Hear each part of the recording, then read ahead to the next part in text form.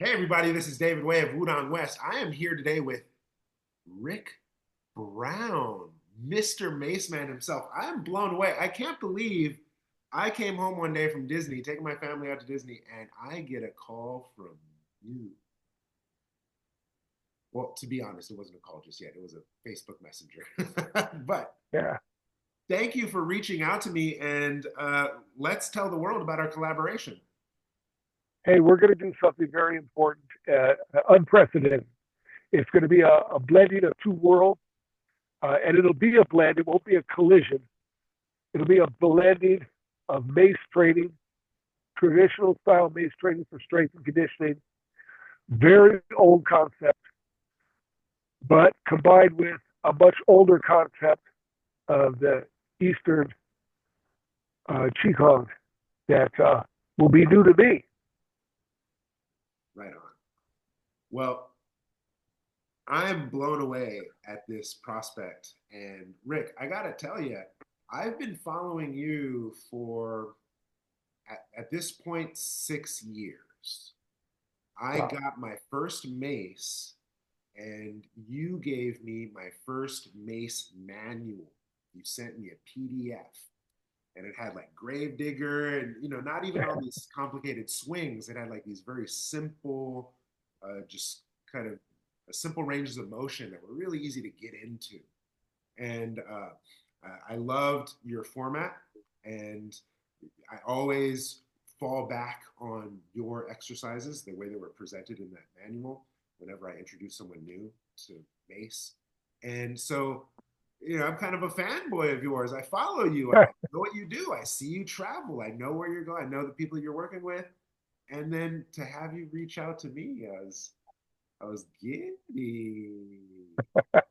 I I still chuckle when people call me master or say things like that because in reality, and nobody laughs more than my family, my kids, and my brothers and sisters laugh at all that because they know the truth, and the truth is, I'm just an old man who found what he loves, and I poured my heart and soul into it, and I feel incredibly blessed and lucky to be able to travel the world and meet the most incredible people doing what I do. That's been a blessing to me for so long. There you go. Wow. Well, that's kind of the equation to my life too. I also just do what I love, and it just happens to be qigong. And so here we are. I love how you said we're not colliding either. We're Yeah, coming together. yeah, yeah. It's a So blend. I'm going to share horse stance. And the reason why I'm going to share horse stance is because what I understand of mace and what I've experienced with mace is that it's primarily upper body. It challenges your grip, it challenges your shoulders, your elbows, your neck, your back, your chest. But if you want to get your lower body involved, then you kind of get got to get creative stances, flows, or something. And so that's where I felt my Kung Fu experience and my Qigong experience really helped fill in and supplement the mace training because we have 5 standard stances and we have all these different walking drills. And it's really nice to play with coordination and start swinging these things as you step. Um, and so when you presented the idea of collaboration, I was like, oh, I can show horse stance because if there's one thing that horse stance has, it's waist, hip, knee, ankle, toe. Everything that the mace doesn't, at least at first glance, right? And so to put the two together, it just seemed like peanut butter I and jelly. agree. The other thing too, not to talk your ear off, is you had mentioned that in Mace World, you get a lot of strong men. You get these big buff dudes, right? But maybe they could learn how to be soft, and maybe they could benefit from learning some softness. And on the other end of the spectrum, here I am in the qigong world. I get a lot of soft people that could benefit from some steel. Right? It Yes. it'll be interesting to see who adapts more comfortably. Um, Believe me, I have taught all levels of people to mace, from the very strong and very coordinated to the very weak and very deconditioned people. And there's adjustments that can be made, but it depends on the person. So hopefully some of these big, strong men and women, I've trained some very powerful female athletes, very powerful, and hopefully they can open their minds up to learning something that would be foreign to them but beneficial. Mhm.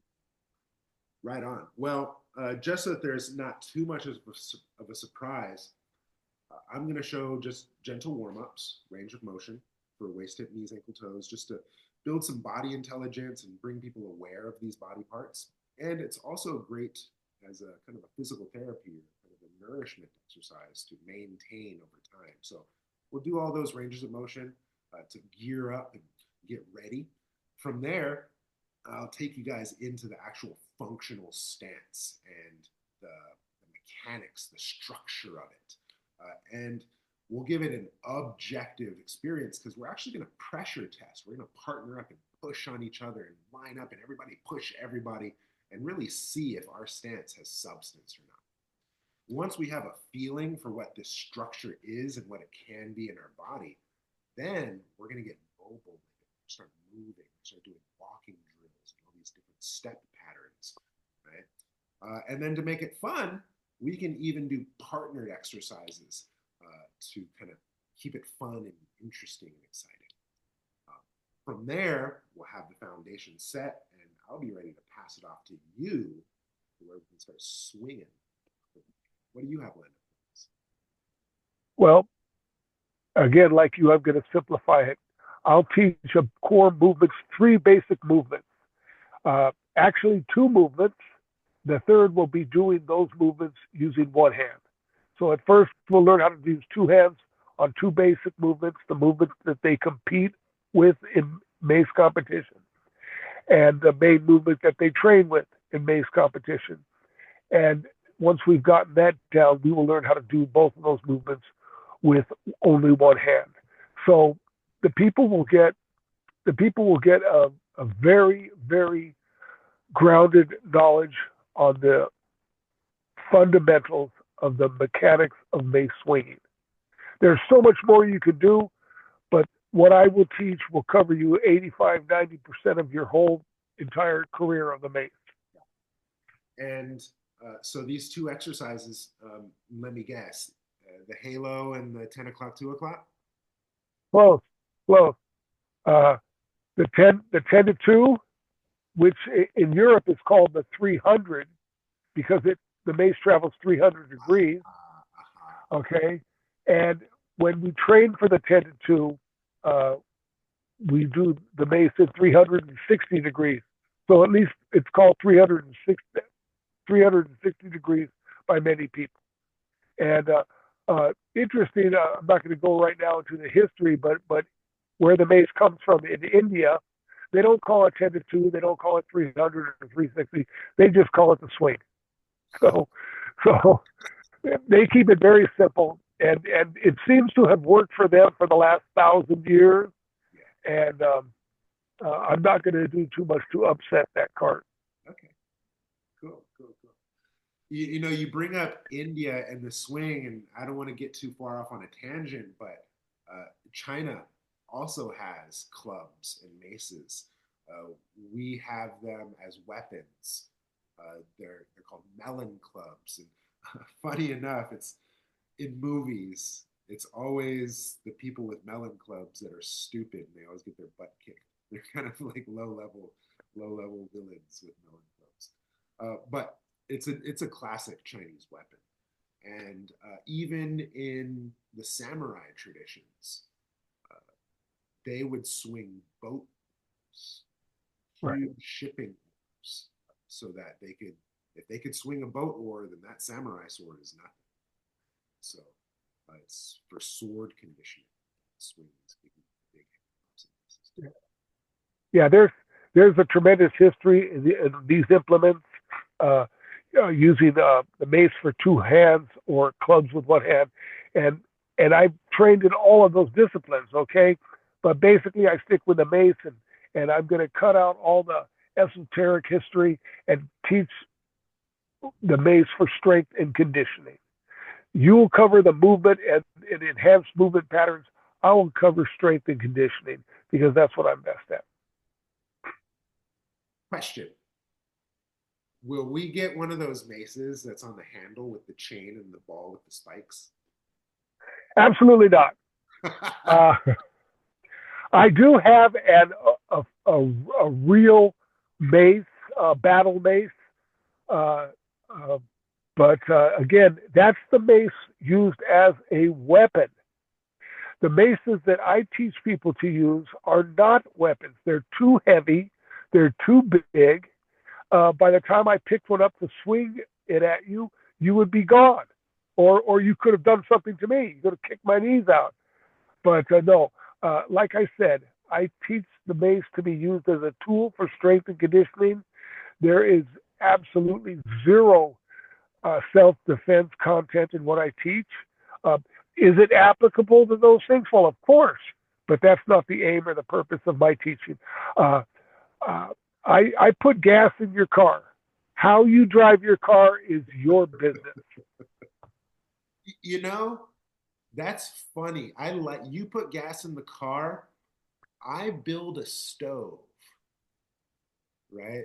Because in Okay. Qigong, there's a similar conversation. It's like, oh, I want the chi, I want the energy, I want to fly on rooftops, I want the woo woo, you know?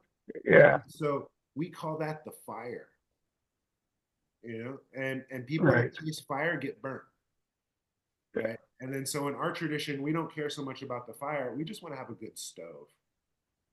And then the fire will be in fire. The fire will just be natural. But if I have a good stove, then I can handle the heat. So, I teach strength and conditioning in a very safe manner. You know that the shoulder joint is the second most abused joint in our body, the knee being the first, and that's not your the job. not the marijuana joint. Uh, that's uh, that's abused worldwide. But I have no conversation on that. Um, but the shoulder joint, second most abused joint in our body, and it doesn't hold our body weight. So how is it that people injure their shoulder throwing a 1 pound baseball? Hmm. Well, I cover prehab and rehab using the mace, using very light maces. I have a really good record of doing seminars around the world for 15 years and no injuries yet. Okay. Uh, and people have come to me who have had uh, shoulder rotor cuff surgeries. And I like to think that I've helped them. I know I have. And I've also prevented a great many of them.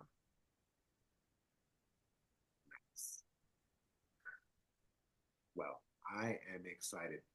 Uh, Coach Rick, do we have any last things we want to tell our listeners? Expect a lot. Expect to walk away from this workshop with a thorough knowledge of two two methodologies you can use to safeguard your body on into your golden years. I'm 66 and I'm still learning new tricks. Did you write that at 63 and you're like, I can't wait to turn 66? I used to have a lot of those in my mind already. I got dirty when I turned 30. I was 40 at 40. I was acting really nifty at 50. But yeah, they keep coming. Wait till I get 70. There's a lot of them. Coach, this is great. All right.